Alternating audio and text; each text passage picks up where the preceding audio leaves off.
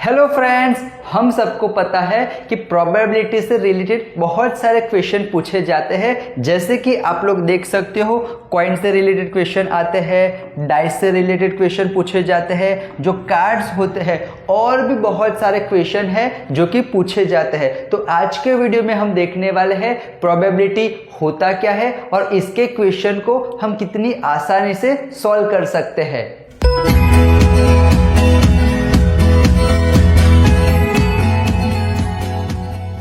Welcome to our channel maths at your finger tips. तो सबसे पहले हम देखते हैं प्रोबेबिलिटी होती क्या है। अगर आपको मैं सिंपल सा क्वेश्चन पूछूं कि अगर हम डाइस को उछालेंगे या फिर अगर हम कॉइन को उछालेंगे तो टोटल प्रोबेबिलिटी कितनी होगी, तो आप बता दोगे सर डाइस में 6 साइड्स होती है तो टोटल प्रोबेबिलिटी कितनी होगी, 6 होगी। और अगर हम कॉइन को उछालते हैं टोटल प्रोबेबिलिटी कितनी होगी, 2 होगी, क्योंकि हेड भी आ सकता है और टेल भी आ सकता है। तो इसे हम इवेंट कहेंगे। क्या कहेंगे? इवेंट कहेंगे। जैसे हम कॉइन को उछालते हैं, डाइस को उछालते हैं, उसको हम प्रोबेबिलिटी की लैंग्वेज में क्या कहेंगे? इवेंट कहेंगे। अगर मान लो कि मुझे कुछ लिखना है तो हम लिख सकते हैं P ऑफ E। इसका मीनिंग क्या होता है? Probability of event. क्या होता है? Probability of event. और इसका फॉर्मूला बहुत ही आसान है। जैसे कि अगर मान लो कि अगर हम एक कॉइन लेते हैं और अगर हम कॉइन को उछालते हैं तो उसके ऊपर क्या आ सकता है? हमारे पास 2 प्रोबेबिलिटी है, या तो हेड आ सकता है या तो फिर टेल आ सकता है। इसके अलावा तो कुछ नहीं आने वाला। मतलब कि मैं बोल सकता हूं टोटल प्रोबेबिलिटी कितनी होगी? 2 होगी। उसी तरह अगर हम एक डाइस लेते हैं और अगर डाइस को हम उछालते हैं तो टोटल प्रोबेबिलिटी कितनी होगी? 6 होगी। 1 आ सकता है, 2 आ सकता है, 3 आ सकता है, 4 आ सकता है, 5 आ सकता है और 6 आ सकता है। इसके बाहर का तो नहीं आएगा। मतलब कि इस वाले केस में टोटल प्रोबेबिलिटी कितनी होगी? 6 होगी। और इस वाले केस में टोटल प्रोबेबिलिटी कितनी होगी? 2 होगी। मतलब कि आपको याद रखना है नीचे ऑलवेज क्या आएगा? नीचे ऑलवेज आएगा टोटल आउटकम्स। नीचे क्या आएगा? Total outcomes. मतलब टोटल जितनी पॉसिबिलिटी होगी वो कहाँ आएगा? नीचे आएगा। और ऊपर क्या आएगा?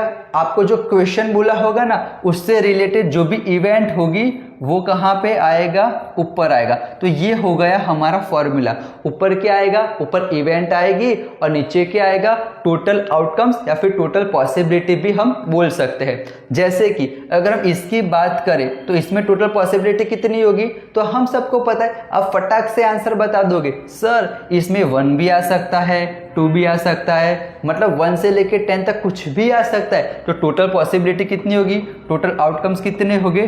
10 टोटल आउटकम्स होंगे। आपको पता चल गया प्रोबेबिलिटी क्या होता है। अब थोड़ा सा आगे मैं आपको लेके चलता हूँ। कुछ लोग खुश हो गए होंगे, ठीक है। अब एक अच्छा सा कॉन्सेप्ट समझते हैं कि जो भी प्रोबेबिलिटी होती है उसकी वैल्यू क्या हो सकती है। मतलब कि जो हमारा P ऑफ E है जिसे हम बोलते हैं प्रोबेबिलिटी ऑफ इवेंट बोलते हैं, उसमें उसकी जो वैल्यू होगी, उसका जो मैग्नीट्यूड होगा वो कितना आएगा। जैसे कि मैं बोलता हूँ कि हमारे पास एक बॉक्स है, इसके अंदर टॉयज है। किसके टॉयज है? मंकी के टॉयज है। टोटल कितने मंकी है? 4 4 4 और टोटल हमारे पास कितने मंकी है? 16 टॉयज है। अगर मैं आपको बोलता हूँ कि आपको एक टॉय आंखें बंद करके निकालना है, कौन सा? मंकी वाला टॉय निकालना है, तो अगर वो मंकी आए उसकी प्रोबेबिलिटी कितनी होगी? हमको पता है। नीचे क्या आता है? टोटल आउटकम्स आता है। तो हम नीचे लिख देंगे 16। और सारे के सारे कैसे हैं? मंकी है। तो अगर मैं निकालूंगा तो मंकी ही आने वाला है। तो ऊपर भी क्या आएगा? 16 आएगा। तो 16 1 जा 16। तो इसका आंसर कितना आया? 1 आया। ध्यान से देखना दोस्तों, एक और एग्जाम्पल लेके मैं आपको समझाता हूँ। जैसे कि अगर मैं बोलता हूँ हमारे पास एक ऐसा बैग है। हमारे पास क्या है? एक बैग है और इस बैग के अंदर हम मान के चलते हैं इसके अंदर 4 रेड बॉल है। क्या बोला मैंने? हमारे पास एक बैग है और इस बैग के अंदर कितने बॉल है? 4 रेड बॉल है। और अगर मैं आपको बोलूँ कि आपको आंखें बंद करके एक बॉल निकालना है और वो बॉल रेड कलर का होना चाहिए, तो नीचे क्या आएगा, टोटल आउटकम्स कितने हैं, 4 है, और रेड बॉल भी कितने हैं, 4 है, तो ऊपर आएगा 4, तो इसका आंसर क्या आएगा 1। तो आपको याद रखना है दोस्तों, जिसका भी आंसर 1 आता है उसको हम कहेंगे श्योर इवेंट, उसको हम क्या कहेंगे, श्योर इवेंट। ये याद रखना है। अगर P ऑफ E की वैल्यू अगर हमें पता है 1 आती है तो उसको हम क्या कहेंगे, श्योर इवेंट कहेंगे। और उसी तरह दोस्तों, अगर मैं आपसे बोलूं एक बैग है और इस बैग के अंदर 4 रेड बॉल्स है, अगर इसमें से मैं एक बॉल पिकअप करता हूं और वो बॉल व्हाइट कलर का होना चाहिए, इसका आंसर क्या आएगा। अगर हम फॉर्मूला के हिसाब से जाए तो नीचे क्या आएगा, नीचे तो 4 आएगा, तो क्योंकि कोई भी आ सकता है, ठीक है ना। टोटल आउटकम्स कितने, 4 है।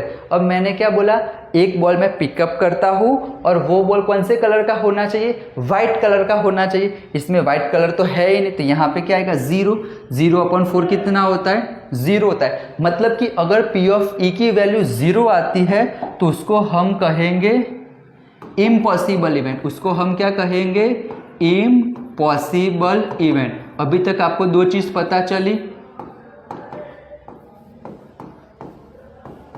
अगर P ऑफ E की वैल्यू मैं एक और बार बता देता हूं यहाँ पे, अगर जो हमारा P ऑफ E है इसकी वैल्यू अगर 0 आती है तो उसको हम क्या कहेंगे, उसको हम कहेंगे इम्पॉसिबल इवेंट। और अगर हमारा जो P ऑफ E है उसकी वैल्यू क्या आती है, 1 आती है, तो उसको हम कहेंगे श्योर इवेंट। मतलब कि ये फिक्स हो गया। ये आपको MCQ में भी पूछा जाता है कि जो हमारा P ऑफ E है उसकी वैल्यू ऑलवेज 0 से बड़ी होगी या फिर 0 होगी, और क्या होगी, 1 से छोटी होगी या एग्जैक्ट 1 होगी। 0 आता है इम्पॉसिबल इवेंट, 1 आता है श्योर इवेंट, और इन दोनों के बीच में ही होगी। कभी भी 0 से छोटी नहीं हो सकती और 1 से बड़ी नहीं हो सकती। और मैं आपको आगे लेके चलता हूँ। कुछ लोगों को मैकडॉनल्ड्स की याद आ गई होगी, कुछ लोगों को हो सकता है, ठीक है। अब हम देखते हैं, इसको हम सॉल्व करते हैं, बहुत ही मजा आएगा। जैसे कि अगर आपको बोला जाए कि टोटल कितने पॉसिबिलिटी है वो आप मुझे बताओ। अगर ये एक बैग के अंदर हमारे पास 3 केक है, 4 फ्रेंच फ्राइज है, 5 बर्गर है और हमारे पास 4 स्ट्रॉबेरी है, एक बैग के अंदर सब फिलअप किया हुआ है। अगर मैं आपसे पूछता हूँ, एग्जाम में ऐसा क्वेश्चन में आता है कि आपको आंखों पे पट्टी बांध के रैंडमली एक चीज को उठाना है, और वो चीज अगर मैं बोलूँ कि मैकडॉनल्ड्स यानी कि वो बर्गर होना चाहिए, क्या बोला मैंने, वो बर्गर होना चाहिए, उसकी प्रोबेबिलिटी कितनी आएगी। तो हमको पता है फॉर्मूला, हमको पता है फॉर्मूला क्या होता है। नीचे क्या आएगा, नीचे आएगा टोटल आउटकम्स, नीचे क्या आएगा यारो, टोटल आउटकम्स आएगा। अब हमें थोड़ी ना पता है फ्रेंच फ्राइज आएगी, मैक बर्गर भी आ सकता है, केक भी आ सकता है, स्ट्रॉबेरी भी आ सकती है। तो नीचे ऑलवेज क्या आएगा, नीचे ऑलवेज आएगा टोटल आउटकम्स। टोटल कितने हैं, 1 2 3 4 5 6 7 8, 4 और 5 9 10 11 12 13 14 15 16, मतलब नीचे ऑलवेज कितना आएगा, 16 आएगा।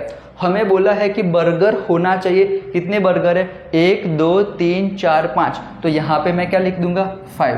तो ये हो गया हमारा आंसर। कितना आसान है। इसकी जगह अगर बोल दिया जाए कि हमें फाइंड करना है कि फ्रेंच फ्राइज निकलनी चाहिए, तो नीचे तो क्या आएगा, 16 आएगा।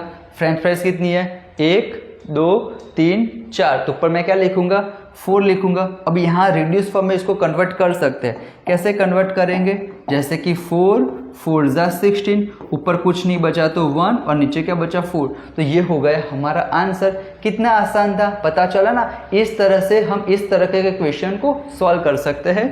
अब एक और कॉन्सेप्ट समझते हैं दोस्तों। अगर आपसे मैं बोलूं, आपको मैं एक कॉइन देता हूं और बोलूं कि उसको उछालो, टोटल पॉसिबिलिटी कितनी आएगी, हमको पता है 2 आएगी। या तो क्या आ सकता है यारो, हमको पता है, या तो हेड आ सकता है या तो टेल आ सकता है। और अगर आपसे मैं पूछूं कि हेड आने के चांसेस कितना है, आप बताओगे 1/2। 2 क्यों लिखा, टोटल प्रोबेबिलिटी कितनी है, 2 है। हेड कितनी बार आएगा, एक बार आएगा, तो हेड आने के 1/2 और टेल आने का भी 1/2। अब अगर इन दोनों को मैं प्लस करता हूँ तो 1/2 कितना होगा, 2/2 होगा, और 2 1 जा 2, आंसर कितना आया, 1 आया। उसी तरह यारों अगर मैं डाइस का करता हूँ, अगर आपसे मैं पूछूं कि 1 आने का चांसेस कितना है, आप लोग बताओगे सर 1 आने का तो 1/6 है। 6 क्यों लिखा, टोटल कितना है, 6 है। 1 आने का 1 तो एक ही बार आएगा तो 1/6। मैंने बोला 2 आने का चांसेस कितना है, वो भी आप बताओगे सर 2 भी एक बार आता है, उसका भी 1/6 होगा। 3 आने का भी 1/6, 4 आने का भी 1/6, 5 आने का भी 1/6 और 6 आने का भी 1/6। अगर हम इन 6 का क्या करते हैं, प्लस करते हैं, तो आंसर कितना आएगा, 1 2 3 4 5 6, तो 6/6 कितना होता है, 1। इसका आंसर भी कितना आया, 1 आया। मतलब कि मैं बोल सकता हूँ जितनी भी इवेंट होगी अगर उन सभी का मैं प्लस करूँगा, आंसर कितना आएगा, ऑलवेज 1 आएगा। तो ये बात को आपको याद रखनी है। एक और कॉन्सेप्ट हम देखते हैं। फिर से ये क्वेश्चन आ गया, सर आप बोलोगे कि सर ये तो फिर से आ गया, फिर से नहीं आया है, फिर से तो आया है, लेकिन कुछ हम नया सीखेंगे। हमने देखा था कि बर्गर होने के चांसेस कितने हैं, केक होने की प्रोबेबिलिटी क्या है, लेकिन अगर आपसे एग्जाम में ऐसा पूछा जाए कि स्ट्रॉबेरी जो है ना, स्ट्रॉबेरी, वो स्ट्रॉबेरी नहीं आनी चाहिए, उसका आंसर क्या होगा, क्या बोला मैंने, अगर आपसे मैं पूछूं स्ट्रॉबेरी आने का चांसेस क्या है, आप फटाक से बता दोगे। स्ट्रॉबेरी कितनी है, 4 है, तो ऊपर 4 आएगा, टोटल नीचे कितना है, 16 है, 16 आएगा, 4 4 जा 16, आंसर हो गया 1/4। लेकिन अगर ऐसा आता है कि मैं जो एक ऑब्जेक्ट निकालता हूं वो स्ट्रॉबेरी नहीं होनी चाहिए, उसका आंसर क्या आएगा, तो अभी मैंने आपको बताया था, अभी जो मैं लिखता हूं वो आपको याद रखना है, probability of event plus probability of not event. उन दोनों का आंसर कितना आएगा, ऑलवेज 1 आएगा। कोई भी चीज होगी और कोई भी चीज नहीं होगी, इन दोनों का मैं प्लस करूंगा तो आंसर ऑलवेज कितना आएगा, 1 आएगा। तो स्ट्रॉबेरी होगी उसका चांसेस कितना है, 1/4 है, तो यहां मैं लिख सकता हूं 1/4। नहीं होने का अगर हमें फाइंड करना है उसको एज इट इज लिखना है और यहाँ पे लिखना है 1। हम सबको पता है ये 1/4 उधर चला जाएगा तो क्या हो जाएगा, माइनस हो जाएगा। तो P of E0 is equal to 1 minus 1/4। अब इसका हम क्या करेंगे, हमारे पास डिनोमीटर क्या है, डिफरेंट है, डिनोमीटर क्या है, डिफरेंट है, तो हमें क्या करना होगा, एलसीएम लेना होगा। 1 और 4 का एलसीएम कितना आएगा, 4 आएगा। 1 को 4 से मल्टीप्लाई करेंगे, 1 को 4 से मल्टीप्लाई करेंगे, 4 1 जा 4, 4 1 जा 4, माइनस 1/4। 4 माइनस 1 कितना होगा, 3/4। तो आंसर कितना आएगा, 3/4 आएगा। कितना आसान है। अगर आपको बोला जाए, ऐसा भी एग्जाम में आता है, जैसे कि वो लोग ऐसा बोलेंगे कि जो P ऑफ E है ना वो हमें दिया हुआ है 0.97, तो आपको फाइंड करना है P ऑफ E0। तो क्या करना है, कुछ नहीं करना है, सिर्फ इतना याद रखना है, एक दिया हुआ है, दूसरा फाइंड करना है, 1 में से सब्ट्रैक्ट करना है। क्यों 1 में से सब्ट्रैक्ट करना है, क्योंकि मैंने आपको यहाँ बताया P of E plus P of E0 कितना होता है, 1 होता है। एक दिया हुआ है, दूसरा फाइंड करना है, क्या करना है, 1 में से सब्ट्रैक्ट कर देना है। जैसे कि क्या 0.97 दिया हुआ है, तो हम क्या करेंगे, 1 माइनस 0.97, 0 में से 7 जाएगा तो कितना आएगा, 3 आएगा। 0 के ऊपर 9, 1 के ऊपर 0, 9 माइनस 0.0, तो ये हो गया हमारा आंसर।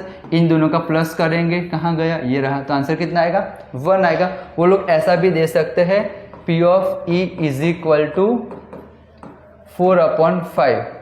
तो P ऑफ E बार कितना होगा, कुछ नहीं करना है, इसमें भी हम क्या करेंगे, 1 माइनस 4/5 कर देना है, तो जो भी होगा हमारा क्या हो जाएगा, आंसर हो जाएगा। पता चला ना, बहुत मज़ा आ रहा है, तो वीडियो को लाइक करते रहना। अभी ये लास्ट वाला क्वेश्चन देख लेते हैं। अगर एग्जाम में आए कि 5 हो, उसका प्रोबेबिलिटी क्या होगा, क्या बोला मैंने, 5 होगा, उसका प्रोबेबिलिटी क्या होगा। 5 कितनी बार आता है, एक बार आता है, ऊपर 1 लिखना है, टोटल नंबर कितने, 10, तो 10 लिखना है, ये हो गया हमारा आंसर। अगर ऐसा क्वेश्चन आता है कि अगर एक नंबर पिक करना है और वो नंबर इवन नंबर होना चाहिए, क्या बोला मैंने दोस्तों, वो नंबर इवन नंबर होना चाहिए। इवन नंबर यानी क्या होता है, जिसका यूनिट प्लेस क्या हो, 2, 4, 6, 8 और 0। तो इसमें कितने इवन नंबर है हम लोग देख सकते हैं, एक ये वाला 2, 4, 6, 8 और 10। तो ऊपर कितना आएगा 5 आएगा, नीचे 10 आएगा, 5 2 10, आंसर हो गया 1/2। वो लोग बोलेंगे प्राइम नंबर हो उसका प्रोबेबिलिटी।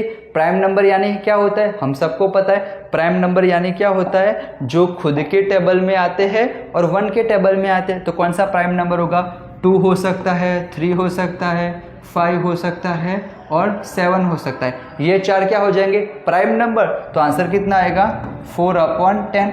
इसको मैं क्या लिख सकता हूँ 2 2 4, 5 2 10, 2 2 कट, तो आंसर कितना आया 2/5 आया। इस तरह से वो बहुत से क्वेश्चन पूछ सकते हैं। आई होप आज का वीडियो आपको पसंद आया हो, हमने बहुत कुछ देखा। तो अगर आपको ये वीडियो पसंद आया हो तो लाइक ज़रूर करना। आने वाले इस वाले जो प्रोबेबिलिटी के पार्ट 2 है, पार्ट 3 है, इसमें हम देखेंगे अगर 2 कॉइन को उछालते हैं, 3 कॉइन को उछालते हैं, 4 कॉइन को उछालते हैं, या फिर हम डाइस से रिलेटेड क्वेश्चन देखेंगे, कार्ड से रिलेटेड क्वेश्चन देखेंगे। तो ये वाली सीरीज अगर आपको पसंद आती है, वीडियो को लाइक करना, ज़्यादा से ज़्यादा लोगों तक शेयर करना, और आते हैं इसी तरह से हमें प्यार देते रहना। तो मिलते हैं नेक्स्ट वीडियो में, तब तक के लिए खुश रहिए, खुश से आप बातें रहिए, अपने आसपास सफाई रखें। Thank you so much friends.